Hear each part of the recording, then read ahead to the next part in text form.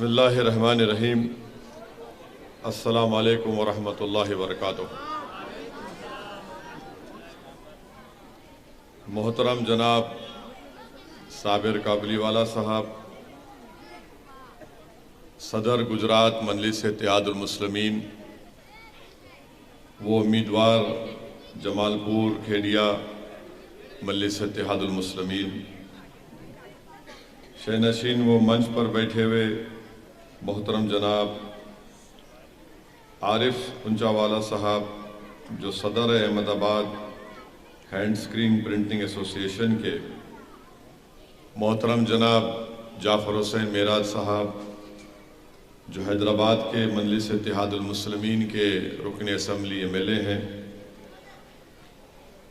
जनाब फरहान साहब, मेरे मजलिस के तमाम कॉरपोरेटर्स, मोअज़्ज़िज़ हाज़रीन इकराम, बुज़ुर्गान मिल्लत, मेरी इज़्ज़तदार माँ और बहनों और मेरे गयूर नौजवान साथियों, मैं आप तमाम का दिल की गहराइयों से आपका शुक्रिया अदा करता हूँ कि आपने अपना कीमती वक्त निकाल कर आज के इस जलसे में शिरकत की। आपका बेहद शुक्रिया।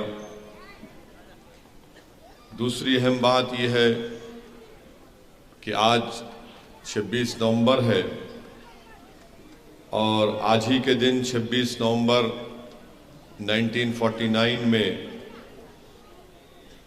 हमारे मुल्क ने जो संविधान और आइन कॉन्स्टिट्यूशन बनाया गया था, जिसको बनाने में बाबा साहब अम्बेडकर का बहुत बड़ा रोल रहा, उस आइन और संविधान को हमने अडॉप्ट किया और फिर 26 जनवरी 1950 को उस संविधान को लागू कर दिया गया।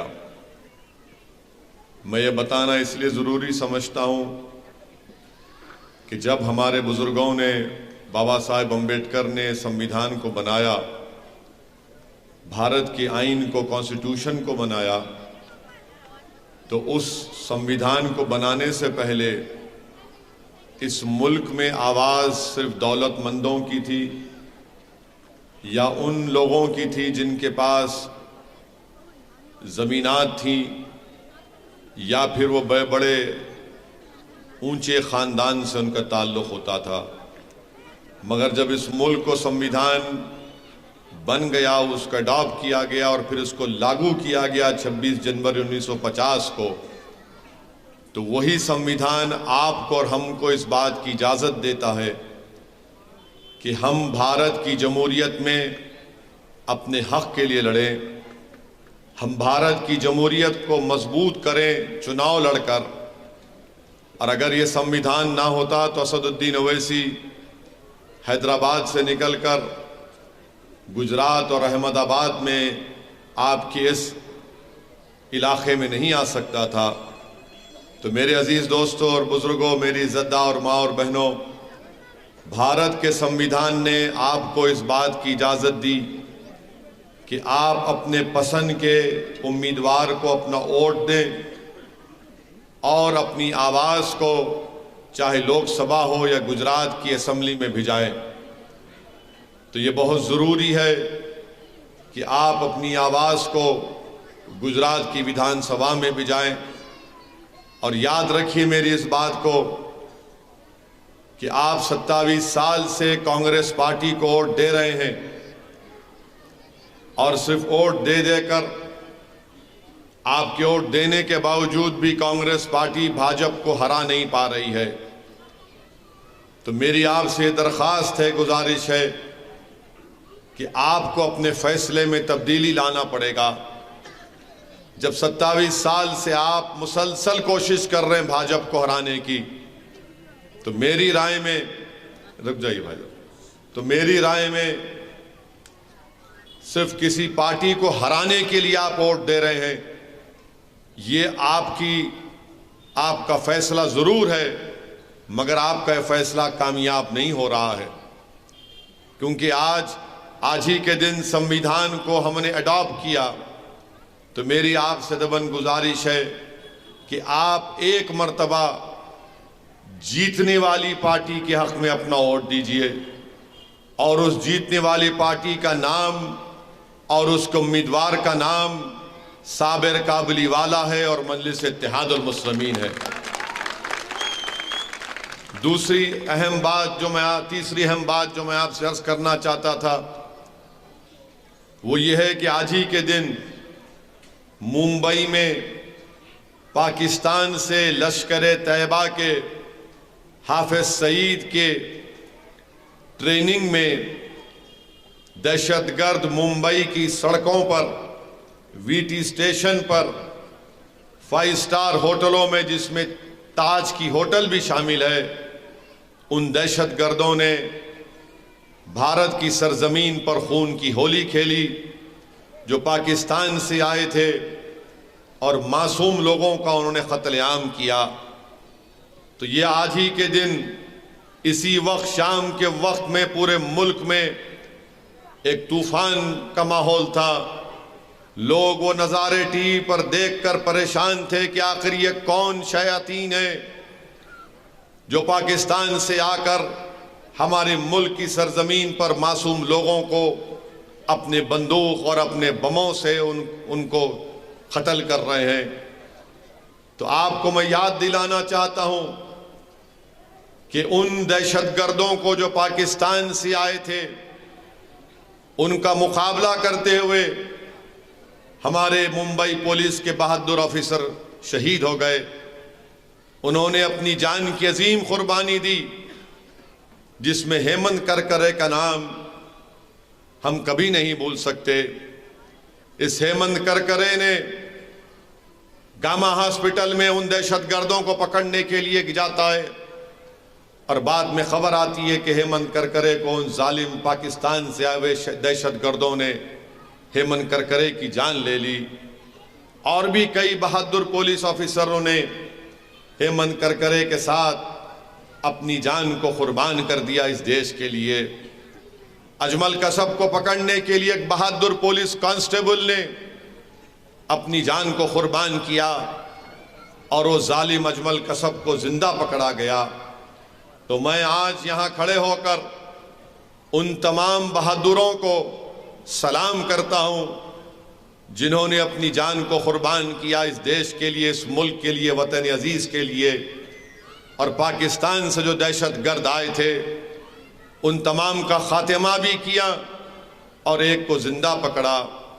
मैं हेमंत करकरे के साथ उन तमाम पुलिस के ओहदेदारों को जिन्होंने अपनी जान को कुर्बान किया उनको सलाम करता हूँ और उनके परिवार को, उनके ख़ानदान वालों को हम सलाम करते हैं कि उन परिवार वालों ने अपने पति को खोया, उनकी औलाद ने अपने वालिद को खोया और वो ऐसा गम है कि ज़िंदगी भर जो उनकी ज़िंदगी में एक वैक्यूम और खला पैदा हो गया वो कभी पूर्ण नहीं हो सकेगा। हम सिर्फ उनको याद कर सकते हैं और उनकी कुर्बानी को अगर हम रायगा जाने देंगे, अगर हम उनको भुला देंगे तो फिर उनकी कुर्बानी रायगा जाएगी। तो हमको हमेशा जब नवंबर 26 आएगा हमको नहीं भूलना चाहिए कि पाकिस्तान से दहशतगर्द आए थे और मुंबई की सड़कों पर उन्होंने शैतान का नाच किया और कई मासूम भारत के ख़वातीन को, महिलाओं को, बुजुर्गों को, बच्चों को अपनी दहशतगर्दी का शिकार करके उनकी जान ले ली। हम सलाम करते हैं हेमंत करकरे को। मेरे अजीज दोस्तों और बुजुर्गों, जब हम हेमंत करकरे को याद करते हैं तो भारतीय जनता पार्टी में, भाजपा में एक एमपी है, मध्य प्रदेश से एमपी है, वो भी महिला है। उन्होंने ये कहा कि मैंने हेमंत करकरे को शराब दिया था इसीलिए हेमंत करकरे मर गया। मैं पूछना चाहता हूं भाजपा के लोगों से, क्या हेमंत करकरे को पाकिस्तान से आए हुए दहशतगर्दों ने कत्ल नहीं किया था? तो किस बुनियाद पर भाजपा की एमपी ने उस वक्त ये बयान कैसे दिया था? क्या जुर्रत उस भाजपा की एमपी की कि वो एक मुल्क के बहादुर को जिसने दहशत गर्दों से मुकाबला करते हुए, टेररिस्ट से मुकाबला करते हुए, आतंकवादियों से मुकाबला करते हुए अपनी जान को कुर्बान कर दिया। उस हेमंत करकरे के बच्चे यतीम हो गए, उसकी बीवी बेवा हो गई, मगर भाजपा की एमपी उसने कहा कि मैंने शराब दिया था। अब आप बताइए, भाजपा जिसको पाकिस्तान के दहशतगर्दों ने मारा वह कहती है कि मैंने शराब दिया इसलिए वो मर गए। ये देशभक्ति है भाजपा की उस एमपी की। इसका फैसला आपको करना है। मगर हम हेमंत करकरे के साथ जो हमारे बहादुर पुलिस के ओहदेदार हमारी रक्षा करते हुए, देश की रक्षा करते हुए मर गए, हम कभी नहीं भूलेंगे हेमंत करकरे को। और वो अजमल कसब, हमने भारत के कानून के तहत उसको जेल में रखा, कोर्ट में केस चलाया और उसको सजा दी, उसको फांसी दी गई थी। और जब अजमल कसब को फांसी दे दी गई तो हुकूमत ने कहा कि इसको दफनाने के लिए कब्रिस्तान के लोगों से कहा कि इसको दफना दो। मैं सलाम करता हूं मुंबई के उस कब्रिस्तान के जिम्मेदारों को जिन्होंने कहा कि हम अपनी देश की सरजमीन इस जानवर को नहीं देंगे जिसने हमारे देश के लोगों की जानें ली, जो आतंकवादी है। मैं सलाम करता हूं, हमने अजमल कसब को भारत की जमीन में दफनाने नहीं दिया। आज ये हमारी देशभक्ति है, ये हमारी मोहब्बत है इस वतन से। क्यों ना हो हमको इस देश से मोहब्बत, क्योंकि इस देश को आज़ाद कराने में मौलाना अबुल कलाम आज़ाद ने जेल की सोबतों को बर्दाश्त किया। जौहर बरादरान ने अपनी जिंदगी के चैन और सुकून को बर्बाद कर दिया। एक भाई तो लंदन गए थे अंग्रेजों से बात करने के लिए और उन्होंने कहा था अंग्रेजों से कि अगर मुझे आज़ादी नहीं मिलेगी तो मैं भारत को जिंदा जाना पसंद नहीं करूंगा। उनका इंतकाल हो गया तो उनकी लाश को बैतुल मक़दस में दफनाया गया। क्यों ना हो हमको इस देश से मोहब्बत कि हमारे बुजुर्गों ने, अल्लामा फजल खैराबादी रहमतुल्लाह अलैह ने अंग्रेज़ों के खिलाफ जिहाद का फतवा दिया था और काला पानी की सज़ा काटी। और जब उनके बेटे ने अल्लामा फजल खैराबादी के रिहाई का आर्डर लेकर आए तो मालूम हुआ कि अल्लामा फजल खैराबादी दुनिया से चल बसे। किफ़ायतुल्लाह काफ़ी ने इस देश के लिए अपना सब कुछ कुर्बान कर दिया, फांसी के पर चढ़ गए। क्यों ना हो हमको इस हमारे वतन अजीज से मोहब्बत कि जहां पर हमारे उलमाओं ने, शेख महमूदुल हसन ने, हुसैन अहमद मदनी ने, इन जिम्मेदारों ने मसाइब और मुश्किलात उठाई इस देश को आज़ाद कराने के लिए अंग्रेज़ों से। इस देश के चप्पे चप्पे से हमको मोहब्बत थी और रहेगी। हम जब पैदा होते अपनी माँ की कोख में 9 महीने रहकर हम इसी ज़मीन पर पैदा होते हैं और जब अल्लाह की तरफ से बुलावा आता है तो हम इसी ज़मीन में चले जाते हैं। इस मुल्क के कब्रिस्तान भारत के अल्पसंख्यक समाज के वफादारियों की निशानियां हैं। हमारे कब्रिस्तान हमारे वफादारियों की निशानियां हैं। अगर आज के उठ कर कहता है, हमसे देशभक्ति की बात करता है, हमारी वफादारी पर शक करता है, तो हम उनसे ही कहेंगे कि जाओ ये कब्रिस्तानों को देखो कि हम जब पैदा हुए तो आँख खोली, हमारे कान में अज़ान दी गई और हमने इस देश के लिए काम किया। अब जब हम चले भी गए तो सीना तान कर इस जमीन में सो रहे हैं। मेरे अजीज दोस्तों और बुजुर्गों, फख्र करो अपने आप पर। और अगर कोई आकर आपको डराता है तो आपको डरने और घबराने की जरूरत नहीं है।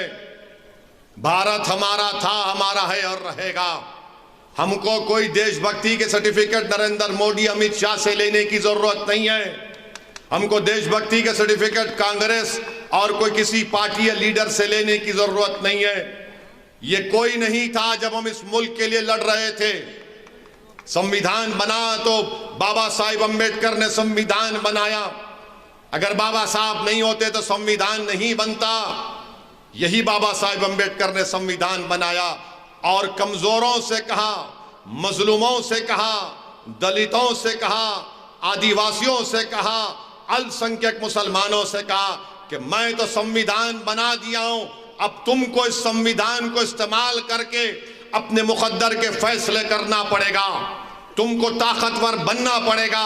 मैं तुमको वोट डालने का इख्तियार दे रहा हूं, तुम वोट के जरिए अपनी लीडरशिप को पैदा करो, अपने कायद को पैदा करो, ताकि तुम्हारी आवाज इस देश के पार्लियामेंट और विधानसभा में गूंजे।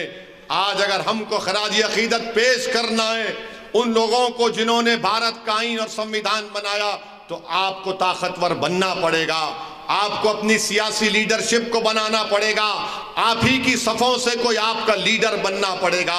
आपको इस विधानसभा से साबिर काबली वाला को गुजरात की विधानसभा में अपना एमएलए बनाकर भी जाना पड़ेगा, तभी जाकर हम मौलाना अबुल कलाम आज़ाद को खिराज अकीदत पेश कर सकेंगे, तभी जाकर हम बाबा साहिब अम्बेडकर को खिराज अकीदत पेश कर सकेंगे।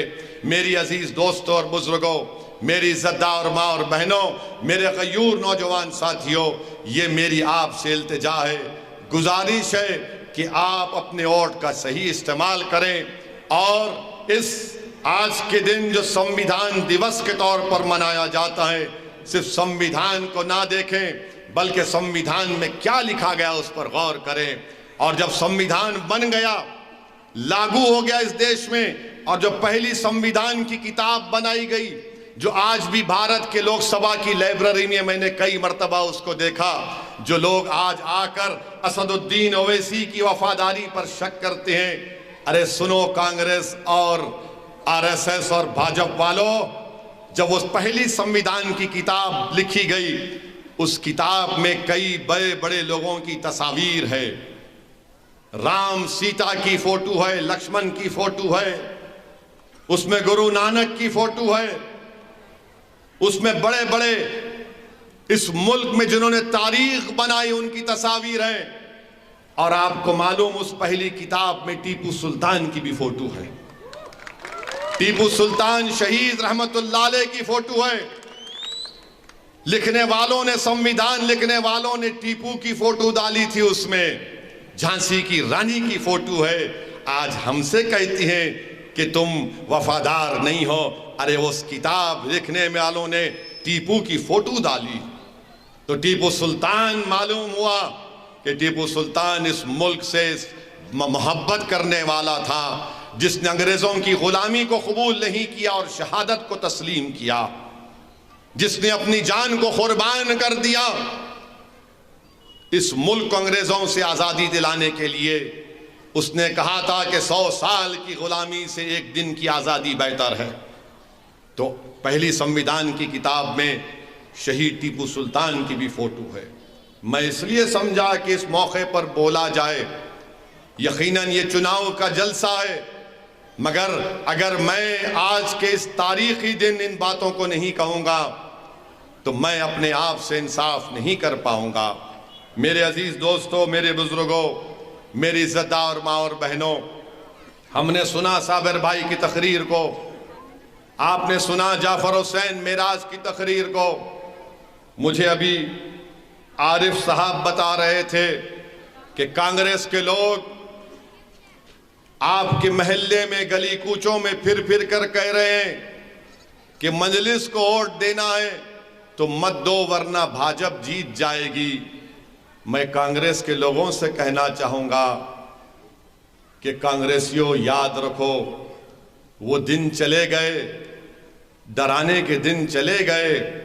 तुम अगर आकर ये कहोगे कि अगर मजलिस को वोट दोगे तो भाजपा आ जाएगी, तो मुझे वो डायलॉग याद आ रहा है कि सो जाओ वरना गब्बर सिंह आ जाएगा।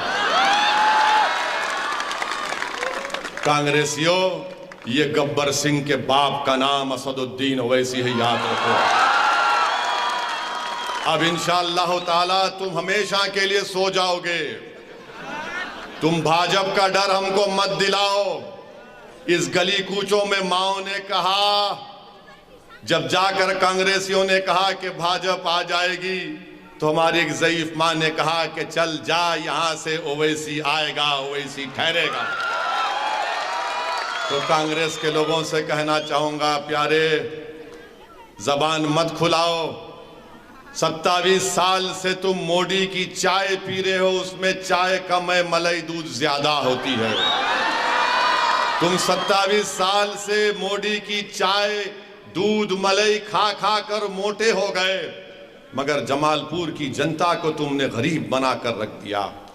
तुमने गुजरात की आवाम को कमजोर बनाकर रख दिया।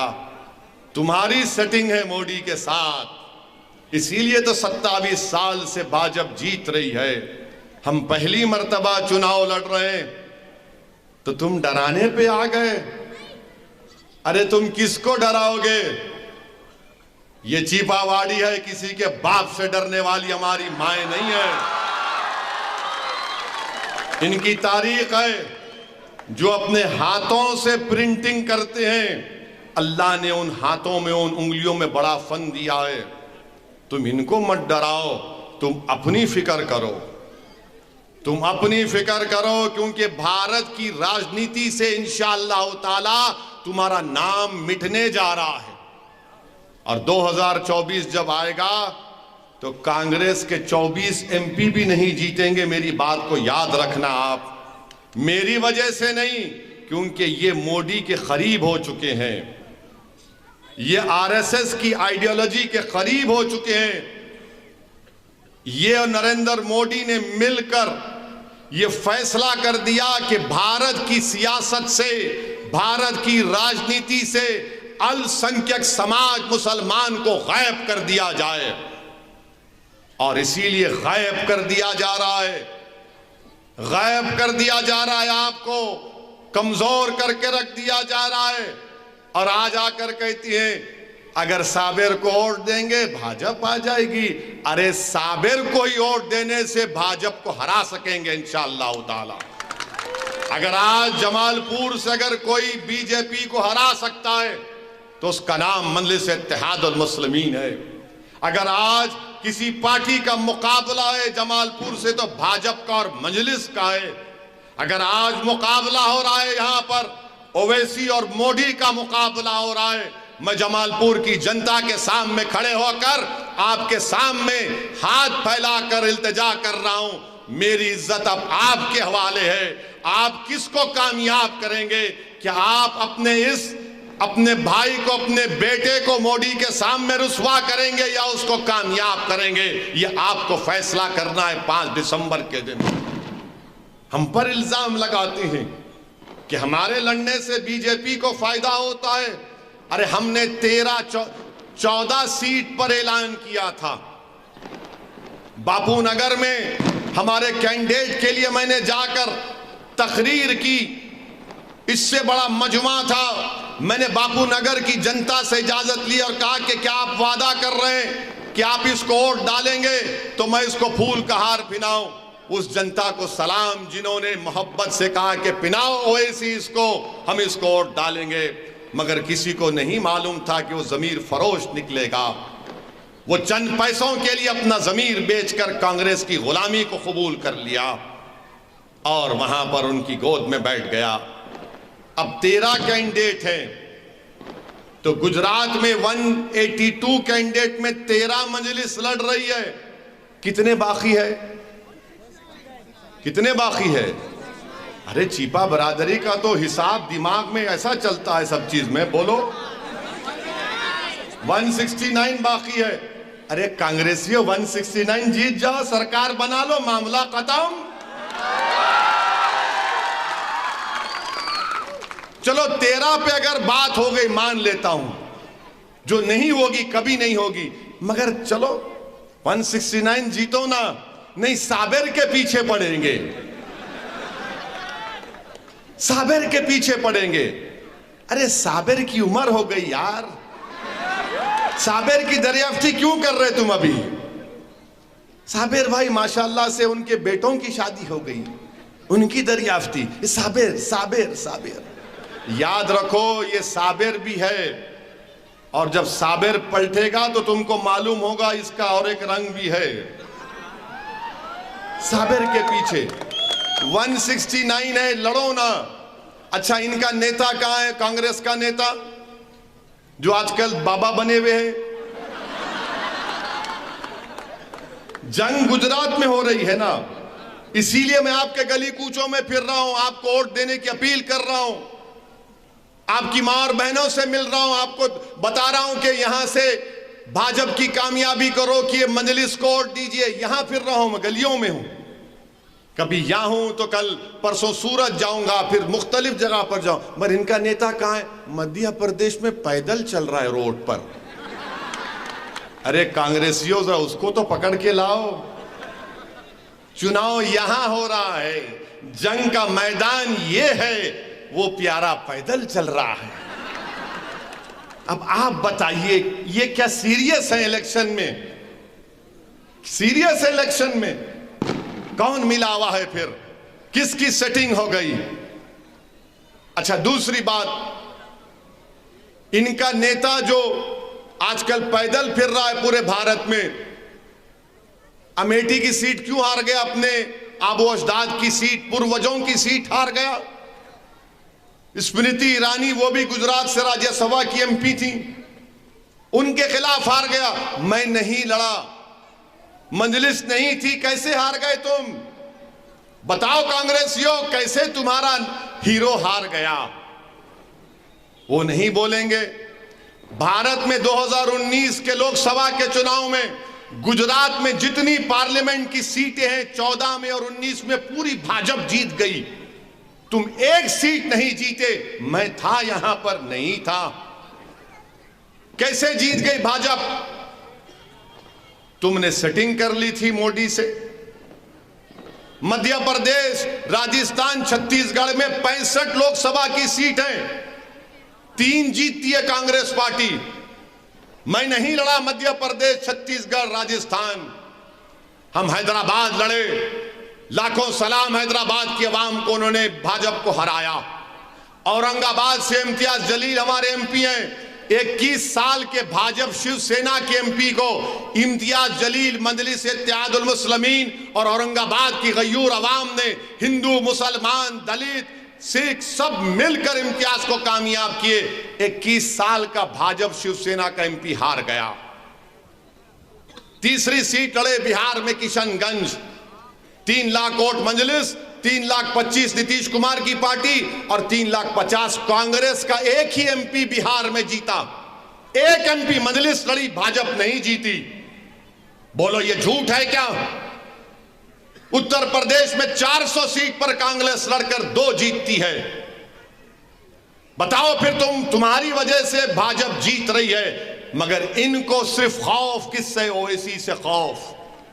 क्योंकि क्यों खौफ है बता रहा हूं। मुझसे खौफ नहीं है, मेरी जात से नहीं है, आपसे खौफ है कि अगर एक बार ये लोगों, इन जनता को, इस आवाम को अपनी ताकत का अंदाजा हो जाएगा, एक बार ये जाग जाएंगे, एक बार इनको अपनी पसीने की कीमत मालूम हो जाएगी, एक बार अगर उनको अपने आंसुओं की अहमियत जान जाएंगे, तो फिर हमेशा के लिए कांग्रेस खत्म हो जाएगी। इसीलिए इल्जाम लगाते हैं मुझ पर, इसीलिए मुझ पर इल्जाम लगाते हैं।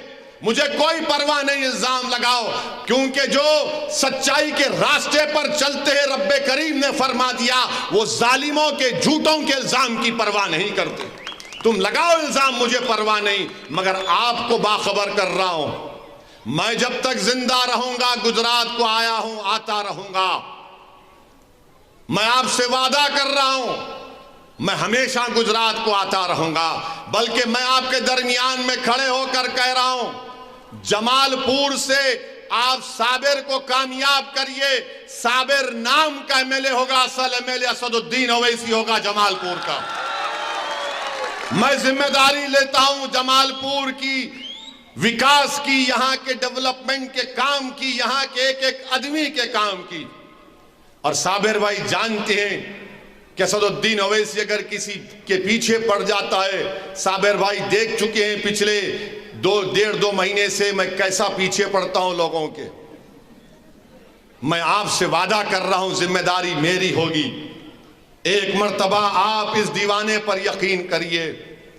कब तक आप कांग्रेस को वोट डालेंगे?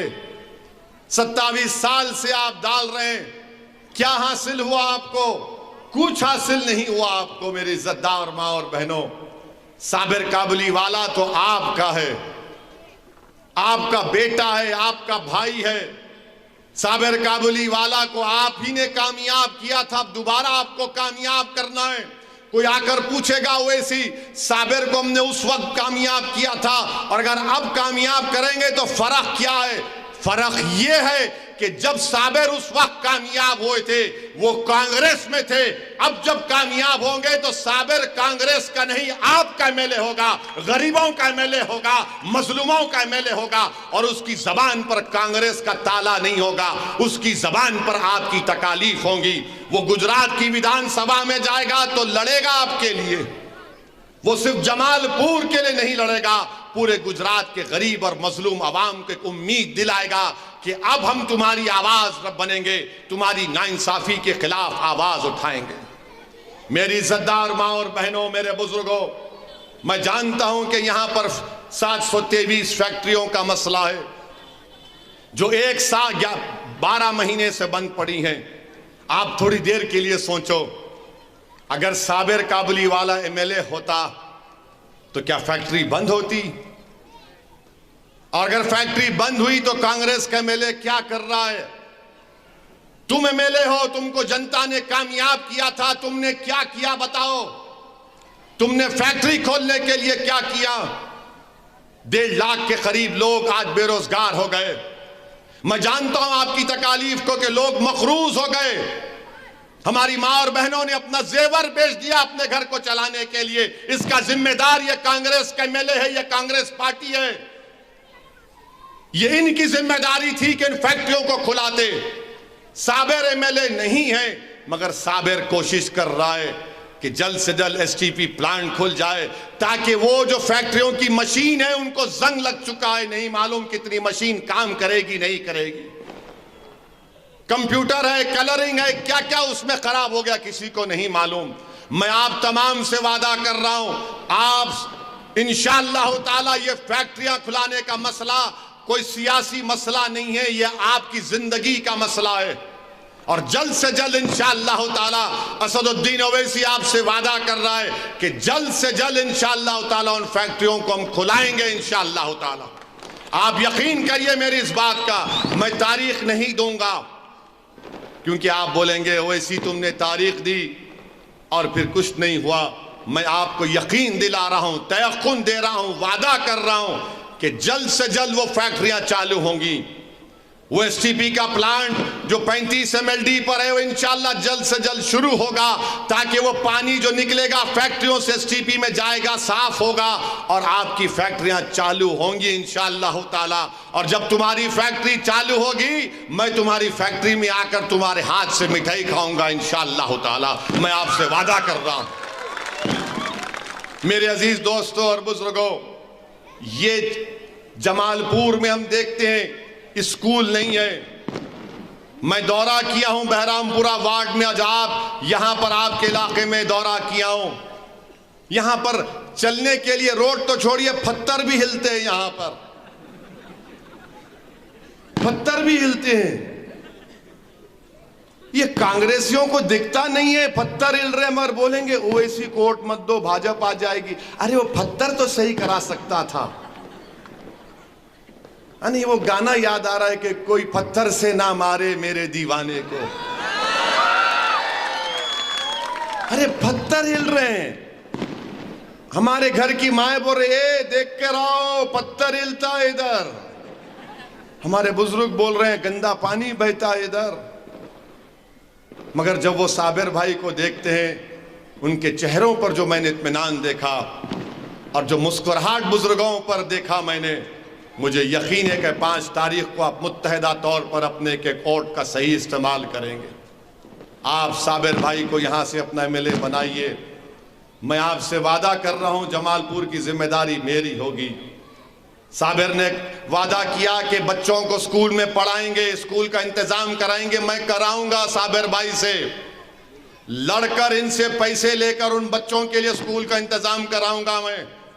साबिर भाई ने कहा कि जमालपुर में डिस्पेंसरी बनाई जाएगी, बनेगी डिस्पेंसरी इंशाअल्लाह ताला, ताकि आपको फायदा हो सके।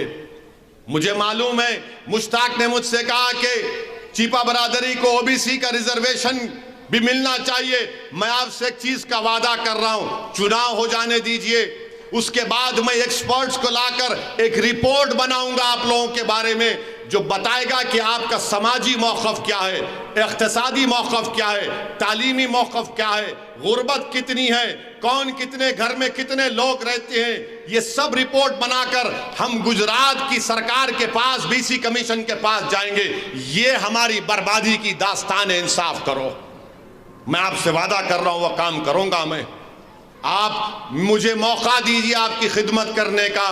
ये बहुत से लोग बहुत सी बातें करते हैं आकर, मगर जब चुनाव हो जाता गायब हो जाते हैं। जब कोविड में आप परेशान थे ऑक्सीजन के लिए, आप परेशान थे कि कोई आकर आपको पूछे कहां था यह कांग्रेस का एमएलए, बताइए आप, वो नहीं, गायब हो गया था। कोविड में अगर कोई अपनी जान को खतरे में डालकर गरीबों की उन फिक्र को, अपनी तकलीफ और उनकी तकलीफ को अपने सीने में महसूस कर रहा था, तो उसका नाम साबिर काबुली वाला था। वो आपके दरमियान में था, वो नजर आ रहा था। बल्कि ना सिर्फ आपके लिए, बल्कि कोई उत्तर प्रदेश बिहार से जो मजदूर आए उनको साबिर भाई ने अपने अपने वतन को, उनके गांव को वापस भिजाने का इंतजाम किया था। हाँ, मैं मानता हूं कि साबिर काबुली वाला इंसान है, मैं भी इंसान हूं। अगर किसी को साबिर काबुली वाला से तकलीफ हुई तो मैं आपसे माफी चाहता हूं, मैं आपसे माफी चाहता हूं। आप खुदा के लिए इन चीजों को अपने दिलों से निकालिए। हमको अपने मकसद में कामयाब होना है, आपको अपने मकसद में कामयाब होना है, आपको अपनी लीडरशिप को बनाना है, आपको अपने सच्चे नुमाइंदे को बनाना है, आपको ऐसे आदमी को एमएलए बनाना है जो जमालपुर और चिपावाड़ी की आवाज को गुजरात की विधानसभा में जब पुकारेगा तो उसकी गूंज आपके घरों में सुनाई देगी, उसकी गूंज गुजरात के कोने कोने में सुनाई देगी। तो मेरे अजीज दोस्तों और बुजुर्गों, मेरी आपसे दवन गुजारिश है कि मुत्तहिदा अपने वोट का इस्तेमाल करिए, मुत्तहिदा अपने वोट का इस्तेमाल करिए। मेरी बात का यकीन करिए, मुकाबला साबिर का और भाजपा का है। कांग्रेस दूर दूर तक मैदान में नहीं है। ये और बात है कि जिंदाबाद के नारे लगा रहे हैं, वो कभी पोस्टर लगा रहे हैं, मगर आप भी साहिब शऊर हैं। अल्लाह ने आपको दिमाग दिया है, आप भी देख रहे हैं कि मुकाबला किससे हो रहा है। और भाजपा हो या कांग्रेस हो या दिल्ली की वो छोटी रिचार्ज हो, ये सब नहीं चाहते कि आपकी लीडरशिप बने, गरीबों की, मजलूमों की आवाज गुजरात के विधानसभा में जाए। मैं आपसे वादा कर रहा हूं, 5 साल के लिए मजलिस को वोट दीजिए। और आप जानते हैं कि हमारे कॉरपोरेटर्स को आपने कामयाब किया, मैं आपको सलाम करता हूं। स्विमिंग पूल की रिनोवेशन का काम चल रहा है। रायकव जिम में नया जिम का इक्विपमेंट लग रहा वाला है। जो मिर्जापुर में स्लाटर मार्केट है उसमें आरसीसी फ्लोरिंग का काम हुआ है। और उसका जो हज हाउस है उसका बिल्डिंग यूज परमिशन भी हमारे ही कॉरपोरेटर से लाके दिया। जब जिन कॉरपोरेटर्स को आपने कामयाब किया वो ये काम कर रहे हैं। अगर साबिर काबुली वाला इंशाअल्लाह आपका एमएलए बनेगा तो आप खुद महसूस करेंगे कि हाँ, हमने पहले किसी को एमएलए बनाया था मगर वो एमएलए बनकर भाग गया। अब कोई खादिम आया है हमारी खिदमत करने के लिए, कोई हमारा बेटा आया है हमारी माओ बहनों का, बुजुर्गों का बोझ उठाने के लिए, कोई हमारा हमदर्द आया है जो नौजवानों के हौसले बुलंद करने के लिए, कोई हमारा बड़ा आया है जो हमारे बच्चों को पढ़ाने का इंतजाम करने वाला है। तो मेरे अजीज दोस्तों और बुजुर्गों, मेरी आपसे अपील है कि 5 दिसंबर के दिन बिला खौफ और कोई दिमाग में कोई चीज को मत रखिए और बेखौफ होकर आप मजलिस का साथ दीजिए। और मैं नौजवानों से अपील कर रहा हूं, प्यारे, अगर ओवैसी से मोहब्बत है तो डरने की जरूरत नहीं है। अगर मजलिस से मोहब्बत है तो सोचने की जरूरत नहीं है। अगर साबिर पर पूरा यकीन है तो फिर पूरा एतमाद करने की जरूरत है, डरने की जरूरत नहीं है। इसलिए कि जब प्यार किया तो डरना क्या, जब प्यार किया तो डरना क्या। मैं आपसे प्यार करता हूं और जिंदगी भर करता रहूंगा। मैं आपसे प्यार और मोहब्बत इसलिए करता हूं, सबसे ज्यादा वजह यह है कि जब वो मैदान होगा तो मुझे जवाब देना पड़ेगा कि बताओ असदुद्दीन, तुमने गरीब आवाम के दिलों में जो हमने मोहब्बत पैदा की थी, तुमने उसका क्या जवाब दूंगा मैं? मुझे उसी की फिक्र होती है। यकीनन मैं सियासतदान हूं, मुझे आपके वोट की जरूरत है, मगर मुझे उसकी फिक्र होती है कि जो अल्लाह ने आपके दिलों में इस दीवाने के लिए मोहब्बत डाली, मुझे इसका जवाब देना है। और मैं हमेशा रब्बे करीम से दुआ करता हूं कि अल्लाह ये जिम्मेदारी बहुत ज्यादा है, तू मेरी मदद फरमा। मैं आपसे वादा कर रहा हूं, जो जो लोग मोहब्बत से, शफकत से, उम्मीद से मुझे देखते हैं, मैं कोशिश करता हूं कि उनके उस भरोसे पर उतरूं। मैं हमेशा अल्लाह से मदद की तलब करता हूं कि रब्बे करीम मदद फरमा। इसीलिए इलेक्शन लड़ता हूं। लोग कहते हैं कि तुम हार जाओगे, मैं कहता हूं कि दुनिया में हारने की फिक्र नहीं है। उस दिन ना हार जाऊं मैं, उस दिन ना शर्मिंदा हो जाऊं मैं। दुनिया की हार कोई हारेगा जीतेगा अलग बात है, मगर हमको जो मोहब्बत अल्लाह ने आपके दिलों में डाली, मुझे डर उस दिन का होता है कि कल हम सब क्या जवाब देंगे। इसीलिए मेरे अजीज दोस्तों, हम कोशिश करते हैं कि उस मोहब्बत का सिला सही दें। इसीलिए हम भारत की पार्लियामेंट में अकेले खड़े होकर भाजपा के 300 एमपियों के सामने खुलकर सच्चाई को बयान करते हैं। भाजपा के लोग, कांग्रेस के लोग पूछते हैं कि ओवैसी तुझे डर नहीं होता? मैं कहता हूं कि मुझे डर नहीं होता इंसानों से, मुझे डर होता है इंसानों के खालिक से। इसीलिए मैं सच्चाई को बयान करने की कोशिश करता हूं। मेरी इज्जतदार मां और बहनों, मैं आपसे कह रहा हूं, ये लड़ाई में आपको अपना हक अदा करना है। जिस तरह बल्दिया के इलेक्शन में आपने निकलकर मंजलिस के कारपोरेटरों को कामयाब किया, इसी तरह आज आपको अपने बेटे को, साबिर के सर पर आपने हाथ रख दिया। आपको साबिर को कामयाब करना है। साबिर को नहीं बल्कि अपने आप को कामयाब करना है। अपने आप को नहीं बल्कि गुजरात के गरीब और मजलूम अवाम जो नजरें तक रही हैं कि कौन है जो गुजरात की विधानसभा में जाकर गरीब और मजलूमों की कमजोरियों और उनके जुल्म की दास्तान को बयान करेगा, आपको उनके लिए भी सोचना है। ये जमालपुर का इलेक्शन जरूर है, मगर पूरे गुजरात के गरीब और मजलूम अवाम आपकी तरफ देख रहे हैं कि जमालपुर वालों, चिपावाड़ी और तमाम बहरामपुरा की जनता, तुम साबिर को कामयाब करो ताकि वो हमारी आवाज को गुजरात की विधानसभा में उठाए। वो बिल्किस नजरें उठाकर तुमसे पूछ रही है कि मेरी इस्मत लूट गई, मेरी बेटी मर गई, मेरे इज्जत लूटने वालों को, मेरी बेटी को मारने वालों को छोड़ दिया गया, कौन है जो मेरे इंसाफ के लिए लड़ेगा? वो नरोडा पाटिया के मरने वाले ये देख रहे हैं कि जिसने उनका कत्ल किया, जो मोदी के नाम पर वोट का मुतालबा कर रहा है। याद रखो, सिर्फ जज्बाती तकारीर से कुछ नहीं होता, एहतजाज रोड पर निकलने से कुछ नहीं होता, नारे लगाने से कुछ नहीं होता। अगर कुछ होगा तो जमहूरियत में गुजरात की विधानसभा में होगा। भाजपा कहती है यूनिफॉर्म सिविल कोड लाया जाएगा। यूनिफॉर्म सिविल कोड क्या होगा कि हमारे चेहरों पर दाढ़ी, हमारी टोपी हमारा कल्चर है, हमारे मदरसे हमारी कल्चर है, हमारा बुर्का, हमारा हिजाब, हमारे जिंदगी का रहन सहन हमारा कल्चर है। आप थोड़ी देर के लिए अपने दिल पर हाथ रखकर सोचो, क्या ये कांग्रेसी बोल सकेंगे जब यूनिफॉर्म सिविल कोड का बिल असेंबली में लाया जाएगा? सोचो आप मेरी इन बातों को। मैं आपको एक फिक्र दे रहा हूं और मुझे उम्मीद है कि इंशाअल्लाह ताला आप तमाम लोग मुत्तहिद होकर साबिर काबुलीवाला को यहां से अपना एमएलए बनाएंगे। मैं फिर से आपको यकीन दिला रहा हूं, वो फैक्ट्रियां खुलेंगी इंशाअल्लाह ताला। मैं यकीन दिला रहा हूं कि जमालपुर की जिम्मेदारी मेरी होगी। मैं आज आपके घर पर आकर दस्तक दिया हूं, मैं आज आपके घर की दहलीज पर आकर आपसे अपील किया हूं कि मंजलिस को वोट दो। ये घर आपका नहीं है, मेरा घर है, याद रखो। मैं हैदराबाद का जरूर हूं, मगर आपका एक एक घर, एक एक दीवार पर मेरा हक है।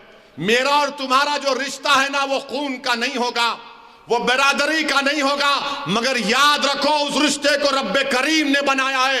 मैं उस रिश्ते को निभाने की पूरी कोशिश कर रहा हूं। इसीलिए मुझ पर इल्जाम लगाया जाता है, इसीलिए मेरी गाड़ी पर गोलियां चलाई जाती हैं, इसीलिए मुझसे नफरत की जाती है। मुझे इसकी कोई परवाह नहीं, मुझे इसकी कोई परवाह नहीं। मुझे परवाह उस दिन की है जब हिसाब किताब होगा, जब राय बराबर नेकी का भी अजर दिया जाएगा और राय बराबर गुनाह का भी हिसाब लिया जाएगा। मेरी इज्जतदार माँ और बहनों, मेरे बुजुर्गों, मेरे नौजवान साथियों, एक मर्तबा उठो, उठ जाओ और उठ कर एक फैसला कर लो कि पतंग के निशान पर बटन दबाएंगे। और जमालपुर की फिजाओं में 5 तारीख के दिन हर एक की जबान पर होगा कि साबिर और पतंग, साबिर और पतंग, साबिर और पतंग, बाकी सब खत्म। साबिर और पतंग, साबिर और पतंग, बाकी सब खत्म। आप तैयार हैं इसके लिए? 5 तारीख को पतंग पर बटन दबाएंगे। जरा हाथ उठाकर बोलिए, हाथ उठाकर बोलिए, शर्माइए मत, डरिए मत। गब्बर सिंह का बाप बैठा है यहां पर, ठहरा हुआ है। तो 5 तारीख के दिन आप तमाम खूब दुआ भी करिए, दुआ भी करिए कि अल्लाह साबिर काबली वाला को कामयाब कर दे, क्योंकि इज्जत का देने वाला रब्बे करीम है, दिलों को रब्बे करीम है। मेरी आप तमाम से अपील है कि 5 तारीख को मुत्तहिदा अपने के कोर्ट का इस्तेमाल मजलिस के लिए कीजिए, अपनी लीडरशिप को पैदा कीजिए, ताकि आपकी आवाज, गरीब और मजलूमों की आवाज गुजरात की विधानसभा में सुनाई दे। अस्सलाम वालेकुम व रहमतुल्लाहि व बरकातुहू।